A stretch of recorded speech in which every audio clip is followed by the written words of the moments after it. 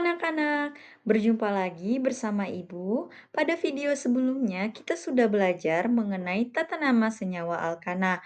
Nah, sekarang kita akan belajar mengenai tata nama senyawa alkena.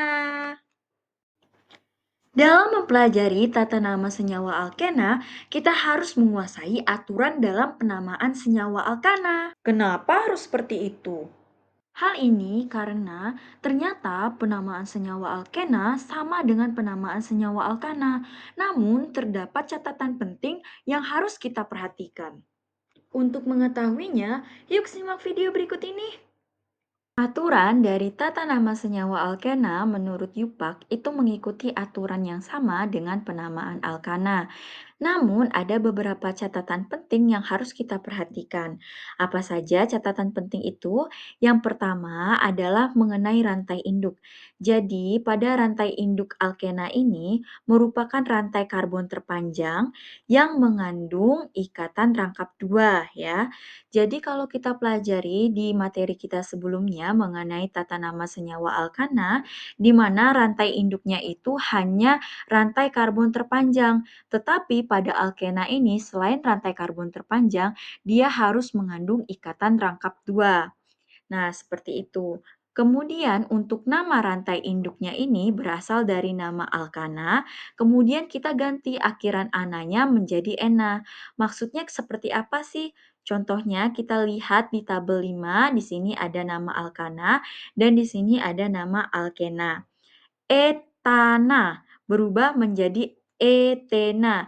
Lihat ana, ini ana, kita ganti menjadi ena. Kemudian propana menjadi propena, kita ganti ananya menjadi ena. Kemudian butana jadi butena. Pentana menjadi pentena. Kemudian heksana menjadi heksena, sama sampai seterusnya. Ingat saja akhirannya dari ana kita ganti menjadi ena. Kemudian kita lihat juga di tabel 6. Di sini ada ikatan rangkap dua, di mana kalau misalnya di rantai karbon itu, rantai induknya itu memiliki satu ikatan C, maka dia alkena.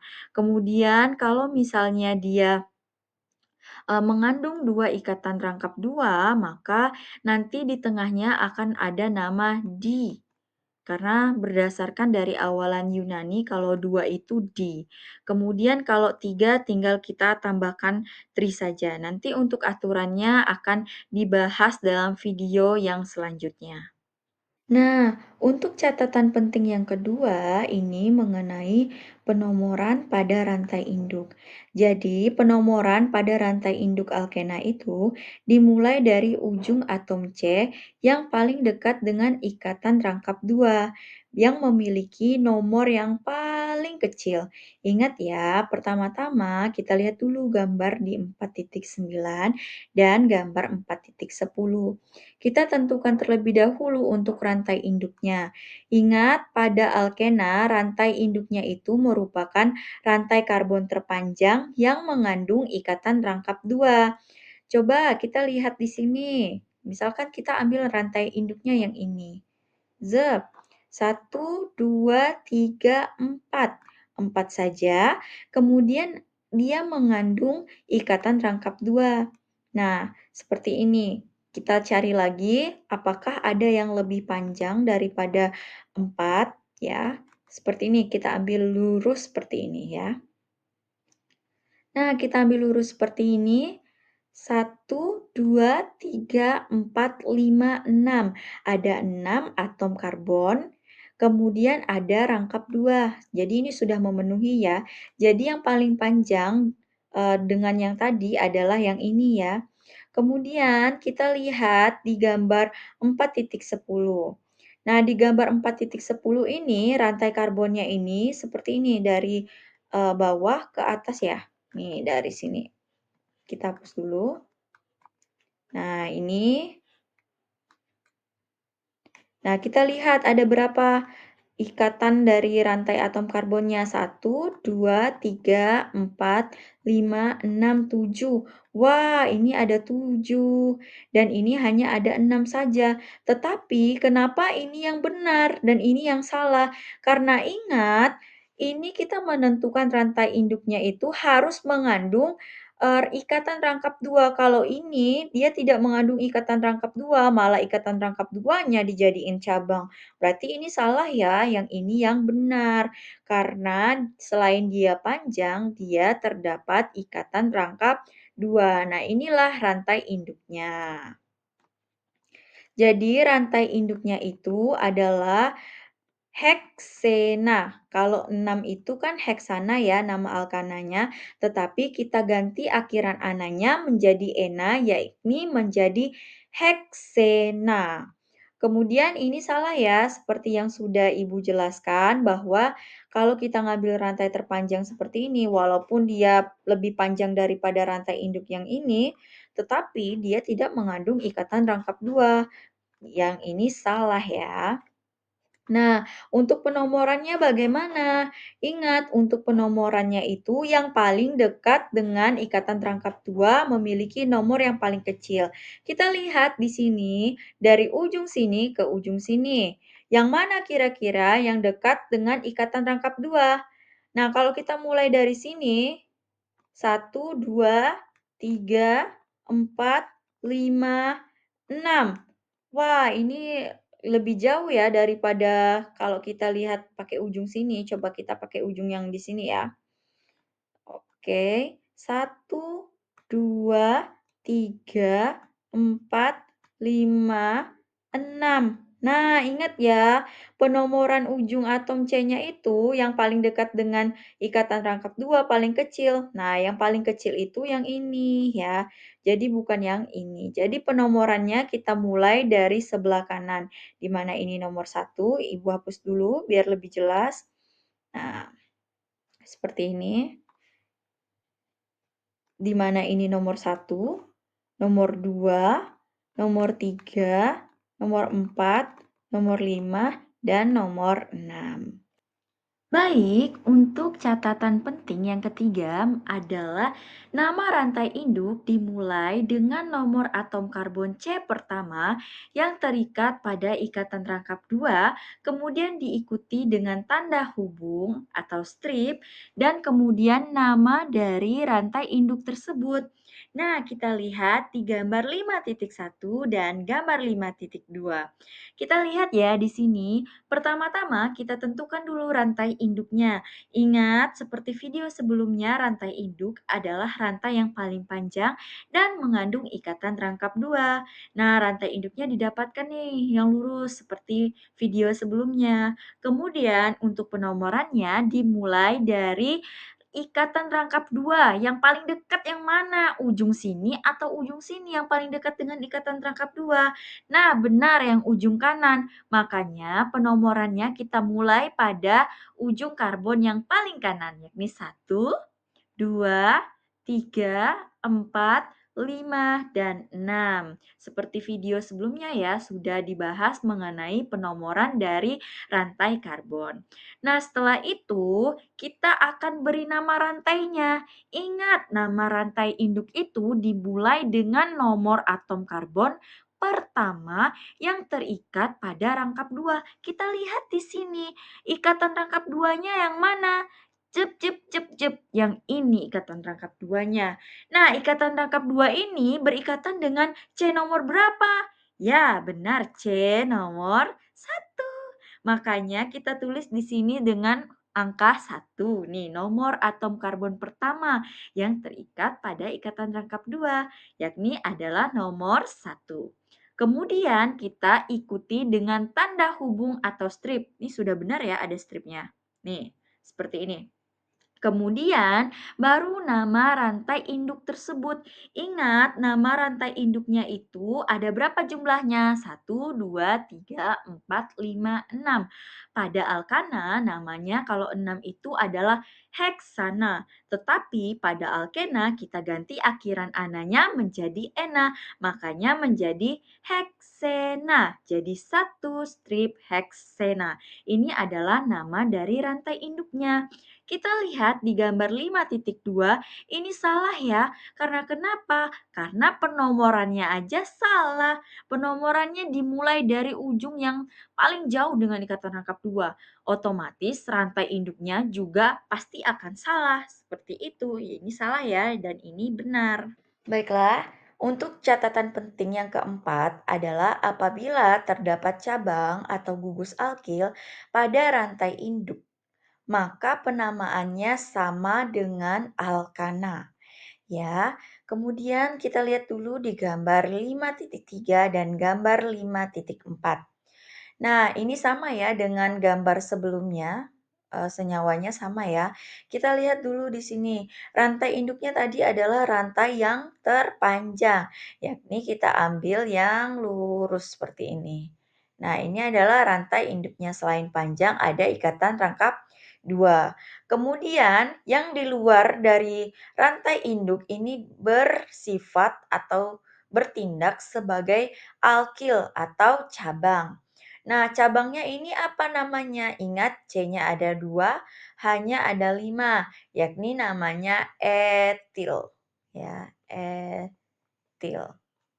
Nah, etil ini ada di nomor berapa? Yaitu di nomor 2. Nah, atom karbon nomor 2 yang mengikat etil. Jadi sama seperti penamaan tata nama senyawa alkana, kita tulis nomornya yang terikat pada cabang. Jadi pertama kita tentukan dulu rantai induknya. Yang tadi adalah satu heksena. Karena 6 jadi heksena. Kemudian gugus alkilnya itu ada di nomor 2, tuliskan 2. Kemudian strip nama cabangnya, yakni adalah etil. Jadi 2 strip etil. Untuk namanya adalah kita langsung saja 2 strip etil, strip 1, strip heksena. Seperti ini ya, ini benar.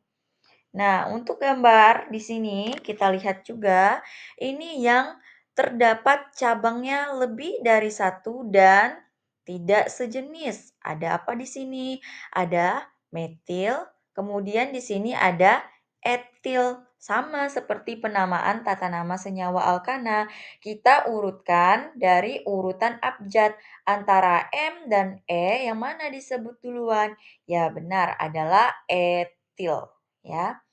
Kemudian kita tulis dulu rantai induknya seperti ini, yakni satu strip heksena. Kemudian gugus alkilnya apa saja? Yang pertama ada di nomor 5 ada metil dan di nomor 2 ada etil. Tinggal kita susun saja seperti ini. Ingat berdasarkan urutan abjad yakni disebutkan etil terlebih dahulu.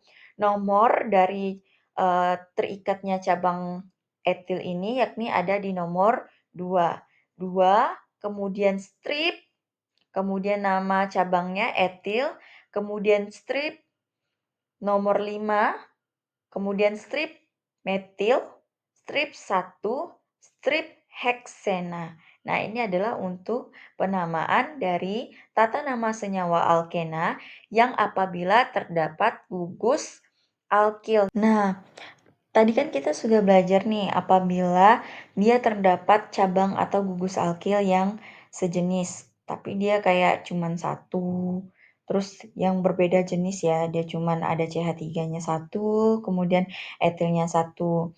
Nah, ingat untuk terdapat cabang dari penamaan senyawa alkena, ini sama dengan senyawa alkana. Jadi diingat aja ya, misalkan di sini kita coret hanya, di sini dia ada ikatan lagi CH3. Nah, yang sejenis ada lebih dari satu, ada 2. Ingat, kita tinggal tuliskan nomor yang sama, yakni di sini kan 5 ya.